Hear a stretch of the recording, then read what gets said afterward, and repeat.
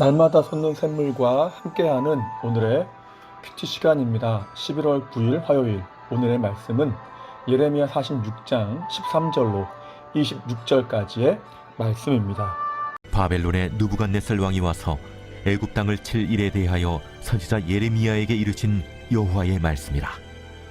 너희는 애굽에 선포하며 믹돌과 높과 다바네스에 선포하여 말하기를 너희는 굳건히 서서 준비하라.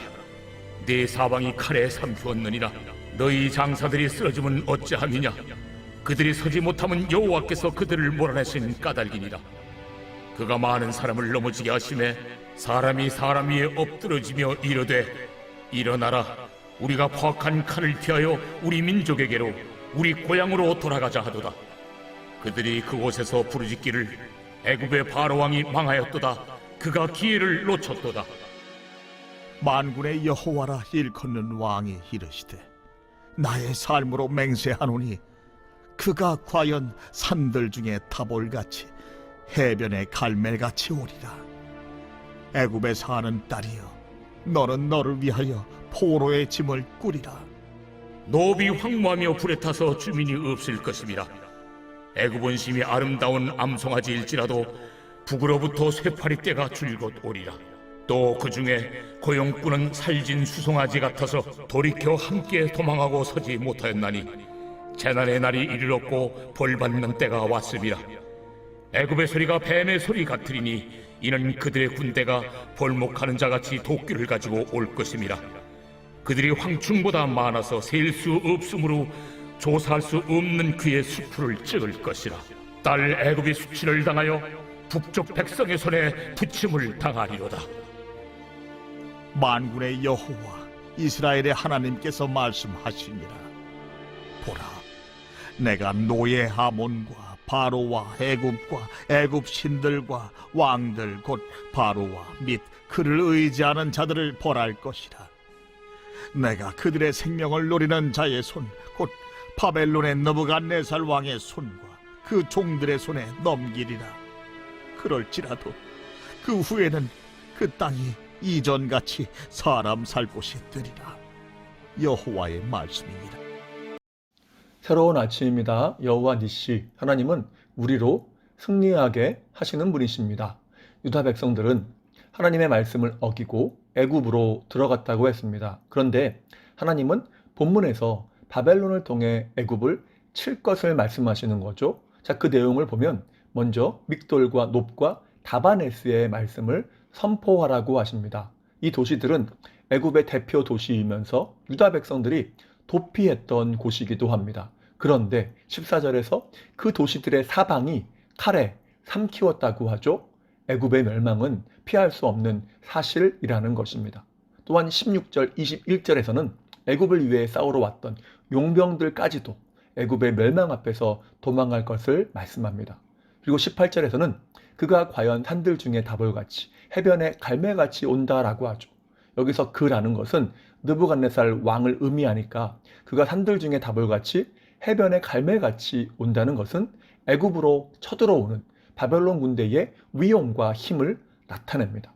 그 누구도 감당할 수 없는 강력한 군사력을 이끌고 애굽 땅으로 진격해 온다는 것이죠. 자, 그러면 이러한 바벨론의 공격 앞에서 애굽은 어떻게 될까요? 자, 15절에서 너희 장사가 쓰러졌다라고 하죠.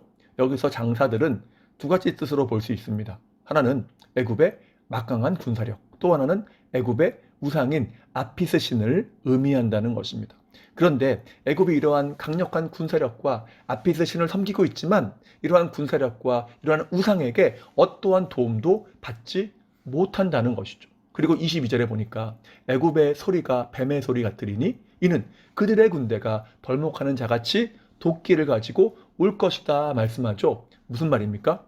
마치 벌목하는 자가 도끼로 벌목할 때 그 나무가 어떠한 말도 못하는 것처럼 애굽은 바벨론의 군대의 공격 앞에서 뱀처럼 신음소리조차 내지 못하고 무너지고 망하게 된다는 것입니다.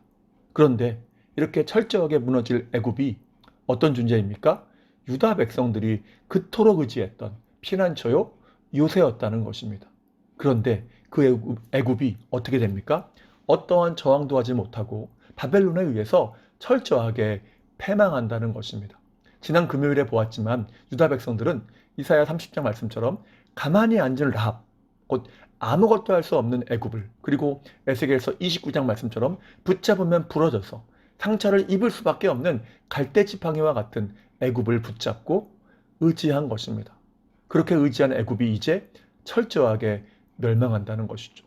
자, 그러면 그들이 의지했던 애굽이 징벌을 받을 때 그들을 의지한 유다 백성들은 어떻게 될까요?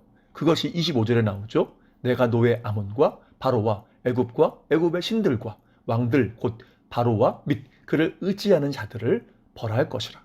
애굽의 신들과 애굽과 그 왕들을 벌하실 것인데 거기에 그들을 의지하는 자들을 함께 벌하신다는 것입니다. 그런데 거기에 누가 들어있습니까? 유다 백성들이 있는 것이죠. 하나님을 대적하는 죄악의 상징인 애굽이 벌을 받는데 하나님의 백성들이 함께 심판을 받는 것입니다. 그렇습니다. 누구나 고난이나 문제를 만나게 되면 무엇인가 도움을 구하고 의지할 존재를 찾게 됩니다. 아니, 고난이 없어도 사람은 의존적인 존재이기 때문에 의지할 존재를 구하게 되죠. 그런데 유다는 누구를 의지했습니까? 애굽을 의지하고 그들에게로 달려간 것입니다. 주님의 이름은 견고한 망대라. 의인은 그리로 달려가서 안전함을 얻는다라고 하지만 그들에게 견고한 망대는 애굽뿐이었던 것입니다. 그런데 결과는 무엇입니까? 애굽은 완전히 무너질 것이고 그들을 의지한 유다 백성들까지 함께 망하게 된다는 것이죠. 맞습니다. 우리가 살아가면서 주님이 아닌 것을 의지하는 것은 다 무너집니다. 세상에 있는 모든 것과 내 지식, 능력, 경험까지도 다 필요하죠. 하지만 그러나 주님은 결코 그것을 사랑하거나 의지하지는 말라고 하십니다. 그것들은 모두 유한합니다. 언젠가는 다 무너지는 것이죠.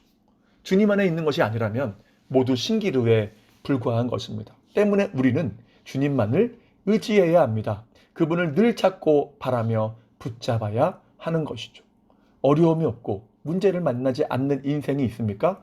전혀 없죠. 문제는 주님은 하필이면 그렇게 어려울 때 함께 계시지 않는 것 같을 때가 있다는 것입니다. 그러면 우리는 주님 어디 계십니까? 묻게 되죠. 그러나 그때에도 주님은 여전히 우리를 보고 계시고 나의 모든 상황을 알고 계심을 잊어서는 안 되는 것입니다. 계시록 1장 13절 16절을 보면 주님의 모습을 상징적으로 묘사하는 장면이 나옵니다. 자, 그런데 14절에서 이렇게 말씀하죠. 그의 눈은 불꽃 같다. 여러분, 불꽃 같은 눈을 보신 적이 있으십니까? 그 어떠한 것도 놓칠 수 없다는 결연함과 뜨거운 눈으로 주님은 우리를 지켜보고 계시다는 것입니다. 계시록이 써진 시기가 네로 황제 때라고 하기도 하지만 많은 학자의 경우 후기 저작설 곧 도미티아누스 황제 때 쓰여졌다고 하죠. 자, 그런데 그때에는 로마 제국 전역에서 그리스도인들에 대한 극심한 박해가 있었을 때입니다. 이러한 요한계시록은 1세기 말에 그러한 극심한 고난에 직면한 성도들에게 그들의 주가 되시는 주님께서 불꽃 같은 눈동자로 지켜보고 계심을 기억하고 위로를 얻으라 말씀하는 것입니다. 그리고 소망을 갖고 그분만을 의지하라는 것이죠. 그러면 주님께서 뭐라고 하시겠습니까? 내니 두려워하지 말라 하시는 것입니다. 도미티아누스 황제가 아무리 핍박하고 죽인다고 하지만 주님께서 불꽃 같은 눈동자로 지켜보고 계시다는 것이죠. 본문도 마찬가지 아닙니까? 유다 백성들은 왜 불순종하고 애굽으로 갔습니까? 바벨론의 느부갓네살 왕은 시퍼렇게 눈을 뜨고 자신들을 지켜보고 있는 것 같고 하나님은 지키신다고 했지만 눈에 보이지는 않고 그러니까 유다 땅에 머무른다면 이 느부갓네살 왕에 의해서 죽을 것 같은 것이죠. 그러니 불순종하고 애굽을 의지해서 애굽으로 가버린 것입니다. 그러나 본문은 하나님만이 이 세상의 주권자요 왕이라고 말씀합니다. 15절에서 여호와께서라고 하고 18절에서 만군의 여호와라 일컫는 왕이라고 하며 25절에서는 만군의 여호와 이스라엘의 하나님께서라고 하죠. 모든 일의 역사의 행위의 주체가 하나님이라는 것입니다. 그분이 모든 것을 다 주관하신다는 것이죠. 하나님이 허락하지 않으시면 어떠한 일도 일어나지 않는다는 것입니다. 우리가 욥기서에서 확인하지 않습니까? 사탄조차도 하나님의 허락하심 안에서만 움직일 수 있지 않습니까? 하나님이 허락지 않으시면 아무것도 못한다는 것이죠. 그렇다면 느부갓네살, 애굽의 바로, 1세기 말에 도미테노스 황제 모두 하나님의 주권 아래 있는 자들 아닙니까? 뿐만 아니라 오늘날 모든 상황과 모든 사람들, 모든 것들이 다 하나님의 주권 아래에 있다는 것이죠. 그런데 어떻게 우리가 하나님이 아닌 다른 것을 의지할 수가 있겠습니까? 그래서 우리는 말씀을 통해서 하나님의 주권과 그 영광을 보아야 합니다. 만약 말씀을 통해서 하나님의 주권과 그리스도의 영광에 대해 듣고 보고 배우면서도 그것이 내게 힘이 되지 않고 능력이 되지 않는다면 우리는 세상에 너무 깊이 빠져 있는 것입니다. 세상의 영광과 그 힘이 너무나 커 보이는 것이죠. 그러면 어떻게 주님을 의지하겠습니까? 그러므로 느부갓네살이 아니라 주님만이 세상의 왕으로서 불꽃 같은 눈동자로 우리를 지켜보고 계시고 보호하고 계심을 확신하기를 소망합니다. 그럴 때 우리는 어떤 문제나 시련 앞에서도 주님만을 의지하게 되고 그 안에서 평안함을 얻게 되는 것입니다. 그러한 은혜가 여러분의 삶에 충만하시기를 주님의 이름으로 축복합니다. 자, 그러면 다 같이 주기도문 하시고 주신 말씀을 붙잡고 간절하게 기도하며 나아가도록 하겠습니다. 하늘에 계신 우리 아버지, 아버지의 이름을 거룩하게 하시며 아버지의 나라가 오게 하시며 아버지의 뜻이 하늘에서와 같이 땅에서도 이루어지게 하소서. 오늘 우리에게 일용할 양식을 주시고 우리가 우리에게 잘못한 사람을 용서하여 준 것 같이 우리 죄를 용서하여 주시고 우리를 시험에 빠지지 않게 하시고 악에서 구하소서. 나라와 권능과 영광이 영원히 아버지의 것입니다. 아멘.